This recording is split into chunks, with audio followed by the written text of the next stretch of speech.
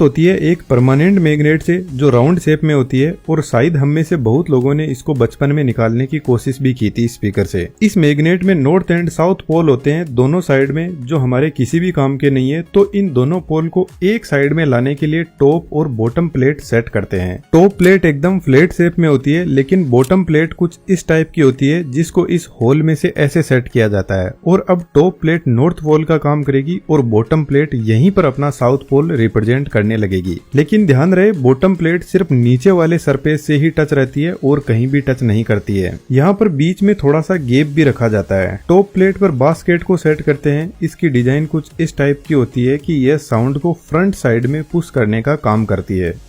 अब आता है सबसे इम्पोर्टेंट पार्ट, जिसको ड्राइवर मोटर या वॉइस कॉइल बोल सकते हैं। यह एक इलेक्ट्रोमैग्नेट होती है जिसमें एक सिंपल वायर को कुछ इस तरीके से सेट किया जाता है कॉइल बनाकर, और यह भी same to same permanent magnet की तरह ही काम करती है। लेकिन कंडीशन यह है कि जब तक इसमें हम सप्लाई देंगे तभी तक यह मैग्नेट की तरह काम करेगी, उसके बाद में नॉर्मल वायर हो जाएगा। इसका जो मैग्नेटिक फील्ड होता है उसको हम कंट्रोल कर सकते हैं। यदि हम सप्लाई कुछ ज्यादा करेंगे तो इसका मैग्नेटिक फील्ड स्ट्रॉन्ग बनता जाएगा, और इसके उल्टा कम करने पर वीक मैग्नेटिक फील्ड बनेगा। इस वॉइस कॉइल को सेट किया जाता है परमानेंट मैग्नेट के इस गैप में, और यह कॉइल यहाँ पर फ्रीली अप डाउन कर सकती है। जब इस कॉइल को हम सप्लाई देंगे तो इसका मैग्नेटिक फील्ड जनरेट होगा और यह फील्ड नॉर्थ और साउथ पोल क्रिएट करेगा। इसी टाइप से यहाँ पर परमानेंट मैग्नेट का फील्ड भी है। परमानेंट मैग्नेट का यह साउथ पोल और इस कॉइल का साउथ पोल एक दूसरे को रिपेल करेंगे, जिससे परमानेंट मैग्नेट इस कॉइल को च्युइंगम की तरह बाहर फेंक देगा। लेकिन हमें ऐसा नहीं करना है। यदि हम चाहें तो हम इतनी ही सप्लाई देंगे कि कॉइल थोड़ी सी बाहर आएगी, और वापस सप्लाई को कम कर देंगे तो वापस अंदर चली जाएगी। इस तरीके से यह कॉइल इस गैप में अप डाउन करने लग जाएगी, जिसका अभी तक कोई भी मतलब नहीं है।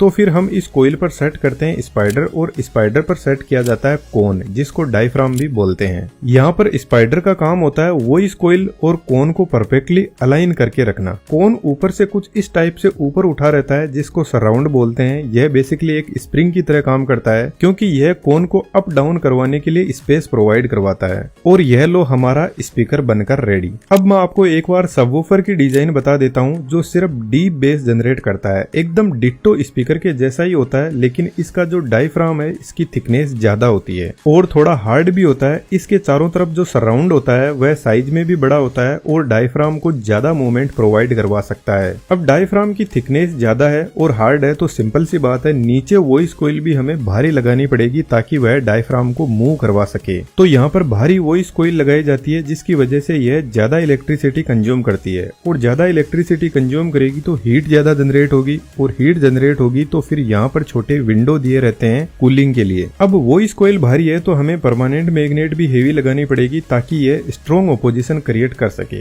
और यह लो हमारा बेस स्पीकर भी बनकर रेडी हो गया। जब हम स्पीकर को एम्पलीफायर से कनेक्ट करेंगे तो एम्पलीफायर साउंड सिग्नल भेजना शुरू करेगा, जो बेसिकली एक इलेक्ट्रिक सिग्नल ही होते हैं। इलेक्ट्रिक सिग्नल से कॉइल अपने आसपास में मैग्नेटिक फील्ड जनरेट करेगी, और इस मैग्नेटिक फील्ड से कॉइल अप डाउन मूवमेंट करना स्टार्ट कर देगी। यह मूवमेंट स्पाइडर के पास में जाएगा और स्पाइडर डायफ्राम को मूव करवाने लगेगा, जिससे हमें स्पीकर से सॉन्ग सुनाई देगा और सबवूफर से जबरदस्त बेस। मेरे ख्याल से आप में से किसी को भी समझ नहीं आया होगा कि यहाँ पर साउंड और बेस एक्चुअल में जनरेट कैसे हो रही है। अब जो आप मेरी वॉइस सुन रहे हो, इसको मैं किसी ऑडियो एडिटिंग के सॉफ्टवेयर में डालता हूँ तो इसमें कुछ साउंड वेव दिखाई देने लग जाती है। यदि मैं इन वेव फॉर्म को जूम करते जाऊंगा तो साफ साफ यहाँ पर आपको एक पैटर्न दिख जाएगा कि यह वेव फॉर्म एक्चुअल में किस तरीके से मूव कर रही है। वेव फॉर्म ऊपर जाएगी तो डायफ्राम बाहर आएगा, नीचे आएगी तो वापस पीछे आने लगेगा। बेसिकली डायफ्राम हवा के पार्टिकल पर फोर्स लगाता है, और डायफ्राम के पास वाले हवा के पार्टिकल आगे वाले पे फोर्स लगाएंगे, और यही एयर पार्टिकल हवा में एक दूसरे पे फोर्स लगाते हुए हमारे ईयर्स तक पहुंचते हैं वेवफॉर्म के पैटर्न में। एक आपके लिए छोटा सा क्वेश्चन है, साउंड की मैक्सिमम स्पीड कौन से मीडियम में होती है?